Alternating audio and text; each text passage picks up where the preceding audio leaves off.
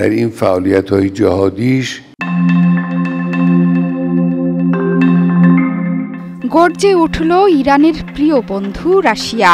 তেহরানের পারমাণবিক স্থাপনায় হামলা হলে এর ভয়াবহ পরিণতি অপেক্ষা করছে বলে হুঙ্কার ছেড়েছেন রুশ প্রেসিডেন্ট ভ্লাদিমির পুতিনের রাশিয়া।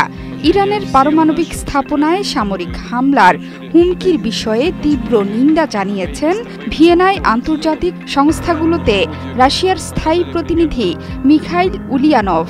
মঙ্গলবার আন্তর্জাতিক আণবিক শক্তি সংস্থার এক অধিবেশনে ইরানের বিরুদ্ধে অন্তহীন অভিযোগ অগ্রহণযোগ্য বলেও মন্তব্য করেন তিনি।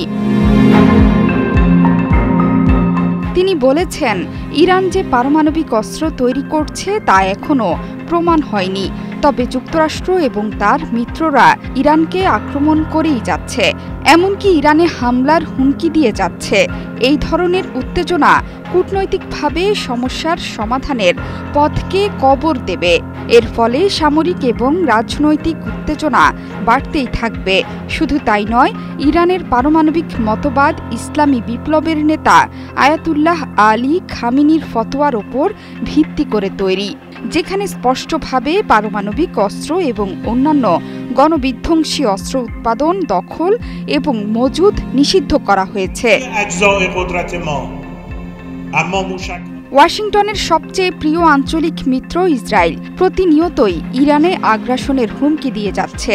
তেল আবিব বলেছে, গত অক্টোবরে ইসলামী প্রজাতন্ত্রের বিভিন্ন স্থানে, যার মধ্যে একটি পারমাণবিক গবেষণা কেন্দ্র রয়েছে, এসব স্থানে সুনির্দিষ্ট লক্ষ্যবস্তুতে আক্রমণ চালিয়েছে ইসরায়েল। তবে কোনো রকম ক্ষতি হয়নি বলে জানিয়েছে তেহরান। এ সময় কূটনীতিকে সুযোগ দিতে সবার প্রতি আহ্বান জানান মিখাইল উলিয়ানভ। যদিও পশ্চিমাদের হুমকি ধমকির মধ্যেই পাল্টা হুঁশিয়ারি দিয়ে যাচ্ছে তেহরান, নিজেদের পরমাণু কর্মসূচি রক্ষা করবে এবং ইসরায়েল ও যুক্তরাষ্ট্র কোনো ক্ষতি করতে পারবে না বলেও জানিয়েছে ইরান। ইরানের পারমাণবিক স্থাপনায় শিগগিরই ইসরায়েল হামলা চালাতে পারে এমন গুঞ্জনের মধ্যেই গত শনিবার ইসরায়েলে ভারী বোমা পাঠিয়েছে যুক্তরাষ্ট্র। এই প্রেক্ষাপটে ইরানের পররাষ্ট্র মন্ত্রণালয়ের মুখপাত্র ইসমাইল বাঘাই বলেন, অন্যদের হুমকি দেয়া আন্তর্জাতিক আইন ও জাতিসংঘ সনদের চরম লঙ্ঘন। ইরানের মতো দেশের কথা যখন আসে, তখন ইসরায়েল ও যুক্তরাষ্ট্র কোনো ক্ষতি করতে পারবে না।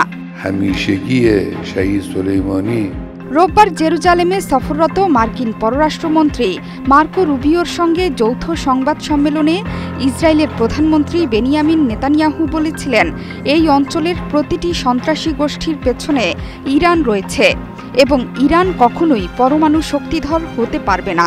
তার সুরে সুর মেলান রুবিও। মার্কিন পররাষ্ট্রমন্ত্রীর বক্তব্যের নিন্দা জানান বাঘাই। আপনি একদিকে ইরানকে হুমকি দিতে পারেন না এবং অন্যদিকে সংলাপকে সমর্থন করার দাবি করতে পারেন না। এদিকে জানা গেছে, ইরান ইউরেনিয়াম সমৃদ্ধকরণকে 60% বিশুদ্ধতায় নিয়ে যাচ্ছে। পারমাণবিক ওয়ারহেডে যুক্ত করার জন্য প্রয়োজন প্রায় 90% বিশুদ্ধতা। জোহরা চৌধুরী সেতু, ৭১।